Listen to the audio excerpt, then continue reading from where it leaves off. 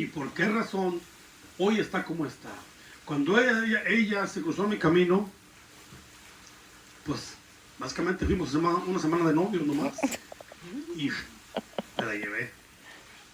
Mire, ya son 35 años. Increíble. Eso sí, después de que me la llevé, yo seguía noviando acá afuera. Estaba jovencito, tenía yo 16 años. Pero mi mamá era una mujer católica bien creyente. Me casó inmediatamente con ella. Bueno, pero el orgullo, estamos hablando del orgullo, ¿no? Gloria al Señor. Esa es otra historia. Gracias a Dios, hoy estamos aquí. Hemos tenido muchos problemas, pero mire, Dios nos ha conservado. Hemos criado a nuestros hijos, han crecido. Ya menos se casan mis nietas, mire, ya menos. No 10 años más, pero se va a casar. Y mire, pero aquí estamos. Amén. Aleluya, grande un fuerte aplauso, Señor. A Él sea la gloria y la honra. Amén. Todas las cosas, hermanos, que cantamos con gozo, alegría, todo proviene del amor que Dios introdujo en nuestras vidas. No voy a leer esta escritura porque está muy larga. Es San Juan, capítulo 3, versos del 1 al 21. Es muy largo, ya los leí todo cuando estuve estudiando esta escritura, pero habla del orgullo. Bueno, podemos leerlo rapidito para que sea una idea de lo que estamos hablando. Gloria al Señor. San Juan, gloria al Señor. Juan, capítulo 3, versos del 1 al 21. Voy a leerlo rapidito para no tomar mucho tiempo. Capítulo 3, verso del 1 al 21. Rapidito, fíjense lo que dice esta palabra. Había un hombre de los fariseos que se llamaba Nicodemo, un principal entre los judíos. Este vino a Jesús de noche y le dijo: Rabí, sabemos que has venido de Dios como maestro, porque nadie puede hacer estas señales que tú haces si no está Dios con él.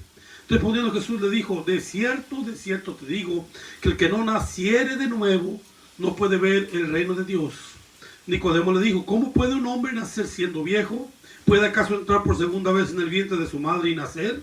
Respondió Jesús: de cierto te digo, que el que no naciere de agua y del Espíritu no puede entrar en el reino de Dios. Lo que es nacido de la carne, carne es, y lo que es nacido del Espíritu, Espíritu es. No te maravilles de que te dije: os es necesario nacer de nuevo. El viento sopla de donde quiere, y oye su sonido, mas ni sabes de dónde viene ni a dónde va. Así es todo aquel que es nacido del Espíritu. Respondió Nicodemo y le dijo: ¿cómo puede hacerse esto? Respondió Jesús y le dijo: ¿eres tú, maestro de Israel, y no sabes esto? De cierto te digo que lo que sabemos hablamos, y lo que hemos visto testificamos, y no recibís nuestro testimonio. Si os he dicho cosas terrenales y no creéis, ¿cómo creeréis si os dijere las celestiales? Nadie subió al cielo sino el que descendió del cielo, el Hijo del Hombre que está en el cielo. Y como Moisés levantó a la serpiente en el desierto, así es necesario que el Hijo del Hombre sea levantado, para que todo aquel que en él cree no se pierda, mas tenga vida eterna. Gloria al Señor. Dice: porque de tal manera amó Dios al mundo, que de tal manera amó Dios al mundo, que ha dado a su Hijo unigénito, para que todo aquel que en él cree no se pierda, mas tenga vida eterna. Porque no envió Dios a su Hijo al mundo para condenar al mundo, sino para que el mundo sea salvo por él. El que cree no es condenado, pero el que no cree ya ha sido condenado, porque no ha creído en el nombre del unigénito Hijo de Dios. Y esta es la condenación, que la luz vino al mundo, y los hombres amaron más las tinieblas que la luz, porque sus obras eran malas. Porque todo aquel que hace lo malo aborrece la luz y no viene a la luz, para que sus obras no sean reprendidas. Mas el que practica la verdad viene a la luz, para que sea manifiesto que sus obras son hechas en Dios. Gloria al Señor. Tenemos otro verso, Proverbios 28:13, y luego Santiago 4:8, pero vamos a leerlo con el paso del estudio. Gloria al Señor. Dice así la introducción: con mucha frecuencia, recuerden, venciendo al gigante del orgullo, con mucha frecuencia nuestro carácter nos hace meternos en problemas, pero es el orgullo el que nos hace permanecer en ellos. Algunos reconocidos poetas dijeron lo siguiente, y ustedes se darán cuenta, hermanos, que cuando la palabra de Dios viene a nuestras vidas, siempre hay un pero, siempre hay algo que nos detiene. Muchas veces el orgullo de no cambiar nuestra forma de ser, o sencillamente no dejar la vida que llevamos por muchos años nos impide venir al Señor, y es un tipo de orgullo que no nos permite, en cierta forma, humanamente hablando, sobajarnos en cierta forma, así como uno piensa cuando uno no conoce a Dios. Pero la verdad es que es algo que nos pasa a todos y no lo entendemos hasta que venimos a conocer al Señor. Dice un dicho: si eres orgulloso, conviene que ames la soledad, porque nadie te va a soportar el orgullo tuyo, porque el orgullo te va a hacer humillar, te va a hacer ofender, te va a hacer creerte que tú eres único en la vida, ¿sí?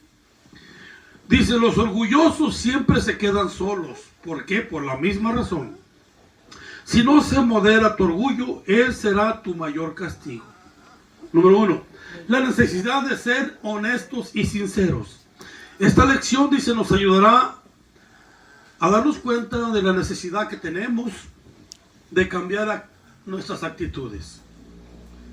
Ustedes saben que del mundo nosotros venimos con diferentes actitudes, como yo decía y repito. En el pasado yo era orgulloso y no era posible que yo le pidiera perdón a mi familia. Yo simplemente decía: pues soy su padre y punto. Pero no es así. Incluso a mi esposa muchas veces yo la ofendí en el pasado, y ella es la mujer. Así venimos de nuestras raíces. Nuestros antepasados siempre creyeron de esa manera, que la mujer es de la casa y el varón es de la calle. Y es una vil mentira. No hay diferencia entre el hombre y la mujer. La diferencia única que somos géneros diferentes. Pero en cuestión al nivel espiritual con Dios somos iguales. Recuerden, cuando el Señor Jesús, cuando el Señor hizo a Adán y a Eva, hizo primero al hombre, y luego él se dio cuenta que el varón necesitaba una mujer y la sacó de su costado. ¿Por qué creen que la sacó de su costado? Y no de un dedo del pie, ni de una oreja o parte de un diente, no, de un costado. Del costado, de una costilla. ¿Saben lo que significan las costillas en nosotros, hombres, las mujeres?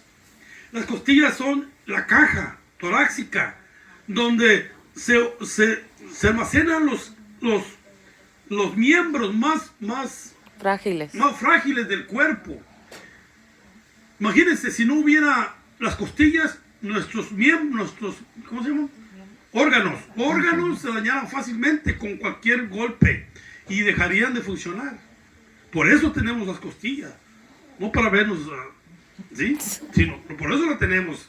Es un tipo de cajón que Dios diseñó para que nuestros órganos se mantengan ahí. Es por esa razón digo esto, porque la mujer fue sacada de aquí, porque es parte de su cuidado propio de nosotros los varones. Y a la misma vez la primera Biblia dice en el libro de Corintios que nosotros debemos tratar a la mujer como tal, de tal forma. ¿Cómo usted no se puede arrancar una costilla simple y tronársela? ¿Verdad que no? Usted las cuida, las protege.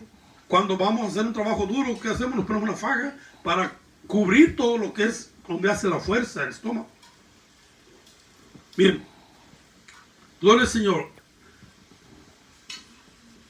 En aquellos años, hermanos, yo no era hombre que pedía perdón, pero como dije al principio, el Señor cambió mi corazón, como ha cambiado el de ustedes.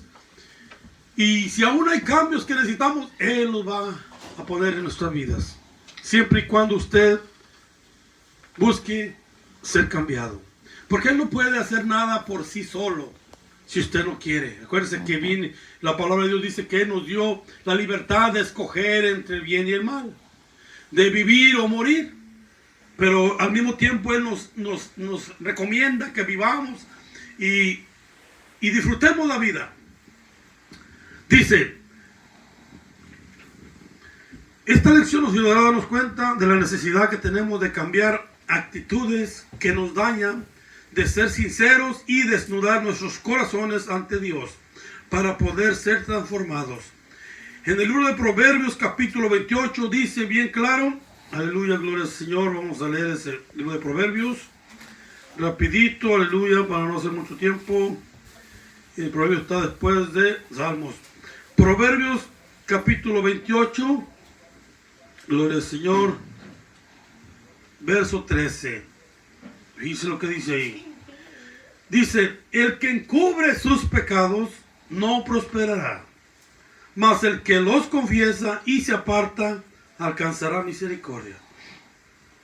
Todos los días Dios nos está hablando y diciendo, usted se da cuenta, Dios nos ha estado hablando y diciendo, arregla tu vida, arregla tu familia, porque los días están terminando. Yo decía hoy en la mañana, hoy es un día más para nosotros en la carne, pero es un día menos para nuestra vida física.